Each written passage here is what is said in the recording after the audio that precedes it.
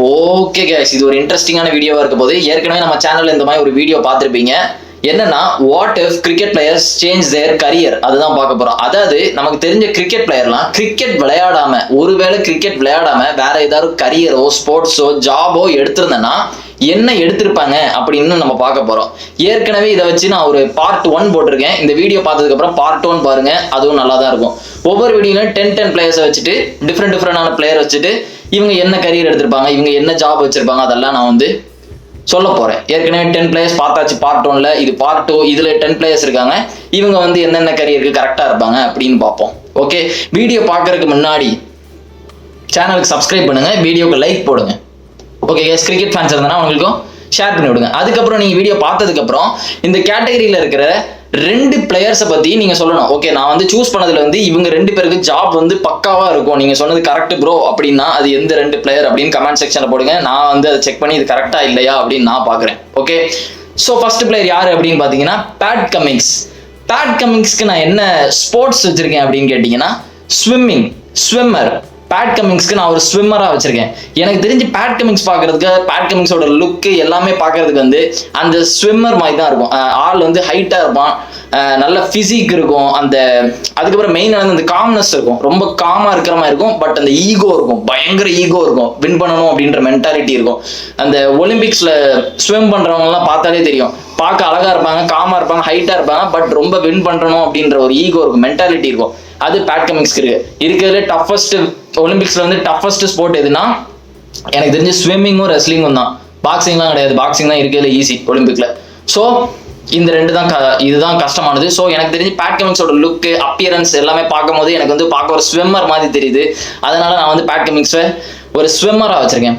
Second யாருன்னா Jimmy ஆண்டர்சனை எதா வச்சிருக்கேன் அப்படின்னு கேட்டீங்கன்னா டென்னிஸ் பிளேயரா வச்சிருக்கேன். எனக்கு ஜிம்மி ஆண்டர்சன் பார்க்கும்போது ஒரு டென்னிஸ் பிளேயர் ஃபீல் தான் வருது. ஏன் வந்து ஜிம்மி ஆண்டர்சன் பார்க்கும்போது எனக்கு டென்னிஸ் பிளேயர் ஃபீல் வருதுன்னா, ஃபர்ஸ்ட் அந்த லுக்கு தான். ஏஜ் 42 இயர்ஸ்க்கு மேல ஆச்சு, இன்னும் ஆள் பார்க்க வந்து அந்த யங்கான லுக் இருக்கு. அதுவும் இல்லாம அந்த ஆளோட பிசிக்கு, அந்த பேண்ட் போடுறதா இருக்கட்டும், அந்த ஸ்வாகா இருக்கட்டும், அந்த ஹேர் ஸ்டைல், அது எல்லாமே பார்க்கும்போது லைட்டா அந்த ராஜர் ஃபெடரர் மாதிரி இருக்கும். டென்னிஸ் பிளேயர் ராஜர் ஃபெடரர் மாதிரி தான் இருக்கும் லைட்டா எனக்கு ஜிம்மி ஆண்டர்சனை பார்க்கும்போது. எனக்கு வந்து ஜிம்மி ஆண்டர்சன் ஒருவேளை கிரிக்கெட் விளையாடாட்டி அந்த மாதிரி ஒரு ஸ்போர்ட்ஸ்ல தான் போய் வந்து விளையாண்டா கரெக்டா இருந்திருக்கும் அப்படின்னு எனக்கு தோணுது. ஏன்னா அவருடைய லுக், அந்த லாங்கிவிட்டி எல்லாமே பார்க்கும்போது ஜிம்மி ஆண்டர்சன் வந்து பெர்ஃபெக்டான ஒரு டென்னிஸ் பிளேயர். ஜிம்மி ஆண்டர்சன் ஒரு ஷார்ட்ஸ் போட்டு, ஒரு சாக்ஸை போட்டு டென்னிஸ் பேட்டை கொடுத்தனா கரெக்டா இருக்கு. எனக்கு தெரிஞ்ச ஃபெடரர் மாதிரி தான் இருப்பார் லைட்டா. அதனால நான் ஜிம்மி ஆண்டர்சனை வந்துட்டு ஒரு டென்னிஸ் பிளேயரா வச்சிருக்கேன். தேர்ட் யாரு அப்படின்னு கேட்டீங்கன்னா பாபர் அசாம்க்கு என்ன வேலை கரெக்டா இருக்குன்னா டிரைவர்னு எல்லாரும் டிரைவர், என் தலைவனை டிரைவர் நட வச்சிருக்கேன் அப்படின்னு. இல்ல, நான் வந்து சொல்றேன் ஏன் டிரைவர் அப்படின்னு இவரை வச்சிருக்கேன் அப்படின்னு கேட்டீங்கன்னா, இவரை ஏன் நான் டிரைவரா வச்சிருக்கேன் அப்படின்றதுக்கு நான் ஏற்கனவே ஒரு வீடியோ போட்டிருக்கேன். அதை பாத்தீங்கன்னா உங்களுக்கு தெரியும் எதனால இவரை நான் டிரைவரா வச்சிருக்கேன். மெயினான ரீசன் வந்து பாகிஸ்தான் டீம்ல எல்லாருமே நல்லா விளையாண்டுட்டு இருப்பாங்க, நல்லா ஃபாஸ்டா விளையாண்டுட்டு இருப்பாங்க. நம்மால் உள்ள வந்து என்ன பண்ணுவாருன்னா வண்டியை பிரேக் போட்டு அப்படியே நிப்பாட்டிடுவாரு. நான் நிப்பாட்டேன்டா மேட்ச் அப்படின்னு இவரே நிப்பாட்டிட்டு உட்காந்து பாலை கறப்பா இருக்கும், அந்த பால் கறக்கிற மாதிரி கறந்து பாலை உருவிட்டு மேட்சை தோக்க வச்சிருவாரு. இதுதான் என் தலைமை பாபர் அசாமுடைய வேலை. அதனால பாபர் அசாம் வந்து டிரைவர் போறப்ப கரெக்டா எடுத்துக்கிறாரு. முக்கியமா அந்த பிரேக்ல வந்து வச்ச காலை எடுக்கவே மாட்டாரு. நீ ஒருவேளை வண்டியில ஏறணும்னு வச்சுக்கேன், உன் வண்டி எங்கேயுமே விழாது, உன் வண்டி ஆக்சிடென்ட் ஆகாது, எதுவுமே ஆகாது. என் தலைமை கரெக்டா பாத்துக்கிடுவான். அதுதான் என் தலைமை பாபர் அசாமோட வேலை. மேட்ச் நல்லா போயிட்டு இருக்கா, போடுறா பிரேக், நான் நிப்பாட்டுறேன், டக் அவுட் ஆகிட்டு போயிருவேன். இல்ல ஒரு 30 பாலுக்கு ஒரு 2 ரன் அடிச்சு நான் கிளம்பிட்டே இருப்பேன். இதுதான் என் தலைவனோட வேலை. ஏன் பாபர் அசாம் இப்படி விளையாடுறாரு அப்படிலாம் கிடையாது. ஸோ என்னை பொறுத்தவரை பாபர் அசாமுக்கு இந்த ஜாப் வந்து கரெக்டா இருக்கும். நான் ஏற்கனவே இதை பத்தி ஒரு வீடியோல பேசியிருந்தேன், அதை பார்க்காதவங்க போய் பார்த்துக்கோங்க. ஸோ இதனால நான் வந்து பாபர் அசாம டிரைவரா வச்சிருக்கேன். இதுல இருந்து குறையும் இல்லை, எனக்கு பார்க்கும் போது அப்படி தெரியுது, நான் வச்சுட்டேன், அவ்வளவுதான் ஃபேக்ட். நெக்ஸ்ட் நம்பர் 4 யாருன்னா ஆரோன் ஃபின்ச்சுக்கு நான் வந்து என்ன கேரியர் வச்சிருக்கேன்னா பைலட்டா வச்சிருக்கேன். எதனால நான் வந்து பைலட்டா ஆரோன் ஃபின்ச்சை வச்சிருக்கேன்னா, எனக்கு ஆரோன் ஃபின்ச்சை பார்க்கும்போது லைட்டா பைலட் மாதிரி தான் இருக்கும். ஆரோன் ஃபின்ச்சை ஒயிட் கலர் பைலட் யூனிஃபார்ம் வச்சு இமேஜின் பண்ணி பாருங்க, அச்சல் ஆரோன் ஃபின்ச் பார்க்க பைலட் மாதிரி தான் இருக்கும். ஏன்னா ஆரோன் ஃபின்ச் வந்து அந்த கூல் ஃபேஸ் இருக்கும், ரொம்ப கூலா இருக்கிற மாதிரி இருக்கும். டென்ஷனும் ஆகும் ஆரோன் ஃபின்ச்லாம், பட் சும்மா சொல்றேன், ஆரோன் ஃபின்ச்சை பார்க்கும்போது அந்த கூலான ஒரு லுக் இருக்கும். ஸோ எனக்கு தெரிஞ்சு அந்த பைலட் சீட்ல உட்காந்து ஆரோன் ஃபின்ச்சை இமேஜின் பண்ணி பாருங்க. அந்த ஒயிட் ட்ரெஸ் போட்டுட்டு ஆரோன் ஃபின்ச் வந்து இந்த ஃபிளைட்டை கண்ட்ரோல் பண்ண மாதிரி டேக் ஆஃப் பண்ற மாதிரி இமேஜின் பண்ணி பாருங்க, பக்காவா இருக்கும் ஆரோன் ஃபின்ச் வந்து ஒரு பைலட்டுக்கு. ஸோ அதனால ஆரோன் ஃபின்ச்சை வந்து நான் பைலட்டா வச்சிருக்கேன். நெக்ஸ்ட் 5th யாருன்னா கிறிஸ் ஜார்டன், இங்கிலாந்து பிளேயர். எல்லாருக்குமே தெரியும் கிறிஸ் ஜார்டன் யாருன்னு. ஸோ கிறிஸ் ஜார்டன் நான் வந்து எந்த ஸ்போர்ட்ஸ்ல நான் வச்சிருக்கேன் அப்படின்னு கேட்டீங்கன்னா பேஸ்பால் பிளேயரா நான் கிறிஸ் ஜார்டனை வச்சிருக்கேன். எதனால பேஸ்பால் பிளேயரா வச்சிருக்கேன் அப்படின்னா போட்டோவை பாருங்க, பார்க்க கிரிக்கெட் பிளேயர் மாதிரியா இருக்கு. ஃபர்ஸ்ட் பேரு கிறிஸ் ஜார்டன், இது ஒரு கிரிக்கெட்டர் பேர் கிடையாது, இது ஒரு பேஸ்பால் பிளேயர் இல்ல NBA பேஸ்கெட் பால் பிளேயரோட பேரு. அது மட்டும் இல்ல, கிறிஸ் ஜார்டனோட ட்ரெஸ்ஸிங் சென்ஸ் ஃபுல்லாமே பேஸ்பால் பிளேயர் மாதிரி தான் இருக்கும். இங்க இருந்து ஒரு பிளாக் கலர் பேண்டு, ஃபுல்லா இங்க ஒரு ஸ்டட், அப்படி அந்த மாதிரி தான் பேண்டா போட்டுட்டு இருப்பான். அது மட்டும் இல்ல, ஆள் செம்ம அத்லெட்டிக்கான ஆளு, ஃபீல்டிங்லாம் பயங்கரமா பண்ற ஒரு ஆளு, பேட்டிங் ஸ்டைலும் லைட்டா பேஸ்பால் பிளேயர் மாதிரி தான் இருக்கு. என்ன இந்தியன் பிச்சில் பருப்பு வேகாது. இந்தியன் பிச்சில் ஒரு வாட்டி கூட கிறிஸ் ஜார்டன் வந்து நல்லா விளையாண்டு நான் பார்த்ததே இல்லை இந்தியன் பிச்சில். மற்றபடி எந்த பிச்சு போனாலும் ஜார்டன் ஒரு சரியான ஒரு அண்டர் ரேட்டடான பிளேயர். பட் இந்தியன் பிச்சில் மட்டும் ஒரு நைட் மேர் தான். பட் ஜார்டனோட பிஹேவியர், பாடி லாங்குவேஜ் எல்லாமே எப்படி சொல்ல அந்த மாதிரி பாடி லாங்குவேஜ் எல்லாமே பார்க்கும்போது ஒரு பக்கா பேஸ்பால் பிளேயர் மாதிரி எனக்கு தோணும். அவங்களோட ஃபீல்டிங் பண்ற ஸ்டைலா இருக்கட்டும், பேட்டிங் பண்றது, ஓடுறது எல்லாமே ரொம்ப அத்லெட்டிக்கா இருக்கனால நான் வந்து கிறிஸ் ஜார்டனை பேஸ்பால் பிளேயரா வச்சிருக்கேன். ஸோ இதான் 5th. Next 6th Gautam Gambhir. Gautam கம்பீருக்கு நான் என்ன ஆக்குபேஷன் வச்சிருக்கேன்னா லாயரா வச்சிருக்கேன். எதுக்கு நம்மளால நான் லாயரா வச்சிருக்கேன்னா, நம்மளால வாய் சும்மாவே இருக்காது. இந்தியன் கோச் ஆகிறதுக்கு முன்னாடி நம்மளால எப்ப பார்த்தாலும் எதாவது டிபேட் ஆரம்பிச்சிடாரு. டோனி அப்படின்னு வாயில ஒரு வார்த்தை வந்துட்டா போதும், அங்க போய் சேர போட்டு உட்காந்துருவாரு, நீ என்னப்பா சொன்ன அப்படின்ற மாதிரி. அது மட்டும் இல்ல, ரொனால்டோவா மெஸ்ஸியா அப்படின்னு ஒரு இதுல கேட்பாங்க, நம்மளால மார்க்கஸ் ராஷ்வுட் அப்படிம்பாரு. சம்பந்த புண்டை இல்லாம நம்மளால பதில் சொல்றாரு. டோனியா மெஸ்ஸியான்னு கேட்டனா மார்க்கஸ் ராஷ்வுட் அப்படின்றாரு. அந்த அப்படிப்பட்ட ஆளு மார்க்கஸ் ராஷ்வுட் அந்த வீடியோ பார்த்தோன்னா ஷாக்கா இருப்பான், என்ன ஐயா பேசிட்டு இருக்கு அப்படின்ற மாதிரி.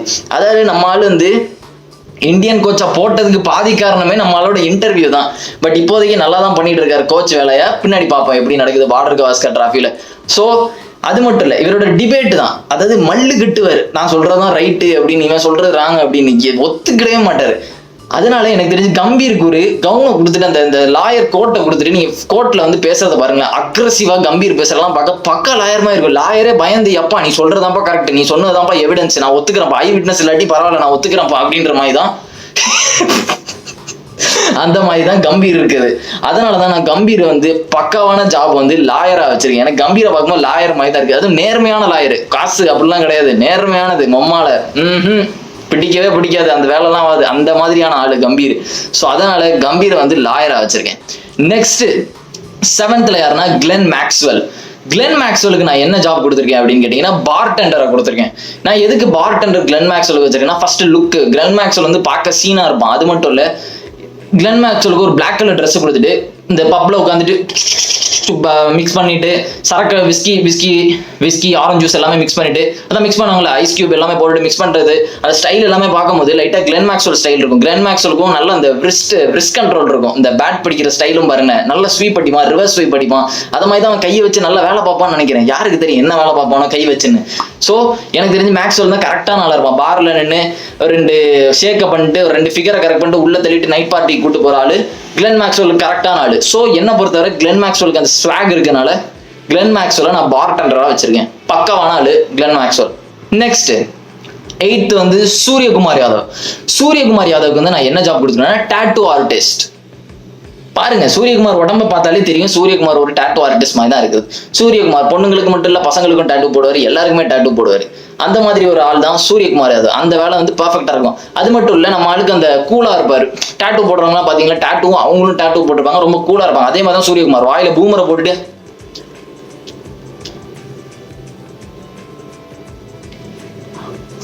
அவுட் ஆன ஹெல்மெட்டை இந்த பாதியில வச்சுட்டு இப்படி நடந்து போறது, வாயில ரன் அடிக்கிறோமோ இல்லையோ ஒரு 10 பூமர் ஒரு நாளைக்கு போட்டு சவிச்சு தள்ளிடணும். அந்த மாதிரி ஒரு ஆள் தான் நம்ம சூரியகுமார் யாதவ். ஸோ எனக்கு தெரிஞ்சு சூரியகுமாருக்கு டாட்டூ ஆர்டிஸ்ட் வந்து பக்காவா இருக்கும் அப்படின்றதுனால 8th சூரியகுமார் டாட்டூ ஆர்டிஸ்டா நான் வச்சிருக்கேன். ஓகே, நம்பர் 9th யார் இருக்கா அப்படின்னு கேட்டீங்கன்னா தலைமை ஷக்கீப் அல் ஹசனுக்கு வச்சிருக்கேன். ஷக்கீப் அல் ஹசனுக்கு என்ன ஜாப் கரெக்டா இருக்குன்னா பொலிட்டீஷியன் வச்சிருக்கேன். ஏன் ஷக்கீப் அல் ஹசனுக்கு ஏன் நான் பொலிட்டீஷியன் வச்சிருக்கேன்னா சிம்பிளானது, நம்ம ஆளோட பிஹேவியர் தான். நம்ம ஆளுக்கு ஷார்ட் டெம்பர், எப்போ டென்ஷன் ஆகும், எப்போ என்ன பண்ணுவான்னு கணிக்கவே முடியாது. அதே மாதிரி இந்த பொலிட்டீஷியன்ஸ் அப்படிதான் இருப்பாங்க, நல்லா வணக்கம் போட்டுட்டு இருப்பாங்க, வணக்கம் பண்ணுங்க, பத்த பின்னாடி திரும்பி குத்தம். இந்த அது பேர் என்ன, புதுப்பேட்டையில கூட ஒரு சீன் வருவாங்க, ஒரு அரசியல்வாதி இருப்பாரு, அந்த ஸ்கிரீன் தூக்கிட்டு இருப்பாங்க, உம்மால ஒன்னெல்லாம் பெல்ட்டால அடிக்கணும், செம்மொழி பேசும் கவிஞன் நானே அப்படின்னு இங்க ஆடியன்ஸை பார்த்தா அப்படி மாறுவாங்கல்ல, அதே தான் ஷக்கீப் அல் ஹசன். நல்லா இருப்பான், நல்ல பால் போட்டு சிரிச்சுக்கிட்டே இருப்பான், அப்படி இப்படி கையை வச்சுட்டு இப்படி சிரிச்சுக்கிட்டே இருப்பான். திடீர்னு பால் தூக்கி மூஞ்சில எரிஞ்சிடுவான். எரிஞ்சிட்டு சாரி தெரியாம இருந்துட்டேன்டா எதுக்கு இருந்தேன்னு எனக்கே தெரியல அப்படிமா. திடீர்னு அம்பேர் நோ பால் கொடுப்பாரு. அதுக்கு அங்கேயே கிளவுஸ் பேட் எல்லாத்தையும் போட்டு அங்க ஒரு பிரச்சனை, பஞ்சாயத்து. நம்மளால பஞ்சாயத்து போனா பங்களாதேஷ் டீமையும் கூட கூட்டி வர்றாங்க. இந்த அரசியல்வாதி தொண்டர்கள் வருவானுங்க தெரியுமா, பாம்பாட்டம் ஆடுவானுங்க, அதே மாதிரிதான் பங்களாதேஷ். ஷகீப் அல் ஹசன் ஆரம்பிச்சிட்டான்னு அந்த பங்களாதேஷ் ஆட ஆரம்பிச்சிடாங்க பாம்பாட்டம். எங்க தலைமை மேலே கை வைக்கிறேன் அப்படி இப்படின்னு. அதேதான் பக்காவானது. ஷகீப் அல் ஹசனுக்கு பாலிட்டிஷியன் தான் கரெக்டானது. எப்ப சிரிப்பான், எப்ப டென்ஷன் ஆவான், எதுவுமே ப்ரிடிக்டே பண்ண முடியாது. திடீர்னு சிரிச்சுக்கிட்டு இருப்பான், திடீர்னு சப்புன்னு ஒரு அரைஞ்சிட்டு என்னடா சிரிக்கிற அப்படின்மா நம்மளே சிரிச்சுக்கிட்டு. அதுதான் ஷகீப் அல் ஹசன். அதனால என் தலைவனை 9th வச்சுட்டு பொலிட்டீஷியனா வச்சிருக்கேன். நம்பர் 10th யாரு அப்படின்னு கேட்டீங்கன்னா டேல் ஸ்டெயின். லாஸ்டா டேல் ஸ்டெயினுக்கு என்ன வச்சிருக்கேன்னு கேட்டீங்கன்னா சர்ஃபிங் நான் வச்சிருக்கேன். சர்ஃபிங்னா என்னன்னா இந்த தண்ணியில இந்த ஓஷன்ல நான் இந்த பேடை வச்சுட்டு சர்ஃப் பண்ணுவாங்க தெரியுங்களா, அந்த வேவ்ஸ், பெரிய வேவ்ஸ்லாம் வரும்போது சர்ஃப் பண்ணுவாங்க. அது மட்டும் இல்லை, இவர் நார்மலாகவே வந்து சர்ஃபிங்லாம் பண்ணியிருக்காரு. ஸோ டேல் ஸ்டெயினுக்கு வந்து பக்காவாக இருக்கும் அவரோட லுக்கு. அந்த கடலை டேல் ஸ்டெயினை பார்க்கும்போதே அந்த கடலில் இருந்துட்டு அந்த மாதிரி பண்ணுற மாதிரி தான் இருக்கும். அது மட்டும் இல்லை, அவர் சர்ஃபிங் பண்ணுற வீடியோலாம் நான் பார்த்துருக்கேன், அதை பற்றி பேசியிருக்காரு. ஸோ அது மட்டும் இல்லை, இவர் நிறைய ஃபிஷிங்லாம் பண்ணார். ஸோ எனக்கு தெரிஞ்சது வந்து லிங்க் இருக்குது டேல் ஸ்டெயின் பண்ணுறதுக்கு. அதனால டேல் ஸ்டெயினுக்கு வந்து சர்ஃபிங்கை போட்டு நான் முடிக்கிறேன். ஓகே கைஸ், இது பார்ட் 2 முடிஞ்சாச்சு. பார்ட் 1 ஏற்கனவே போட்டிருக்கேன், அதவே பாருங்க. இந்த மாதிரி ஃபன்னி கண்டென்ட்ஸ் எல்லாமே நான் வந்து பிளேலிஸ்ட் போட்டே வச்சிட்டேன். ஃபன்னி ரேங்கிங் அண்ட் டியர் லிஸ்ட்னு ஒரு பிளேலிஸ்டே இருக்கும். அதில் போனீங்கன்னா அந்த ஃபுல்லாக அந்த ரேங்கிங் கண்டென்ட்ஸாக வந்துகிட்டே இருக்கும். அதை போய் பார்த்து என்ஜாய் பண்ணுங்க. உங்கள் கிரிக்கெட் ஃப்ரெண்ட்ஸ் எவனாவது இருக்கீங்கன்னா அவனுங்களை சப்ஸ்கிரைப் பண்ண சொல்லுங்கள். கூடி சீக்கிரம் நம்ம சேனலில் லைவ்லாம் போட போகிறேன். நான் அப்டேட் வந்து பின்னாடி கொடுக்குறேன், எப்போ நான் வந்து லைவ் வீடியோலாம் போட போகிறேன் அப்படின்லாம் நான் சொல்கிறேன். ஓகே, ஸோ லைக் பண்ணுங்கள், சேனல் சப்ஸ்கிரைப் பண்ணுங்க guys. Okay guys, see you in the video and remember it, always be on top. Cheers.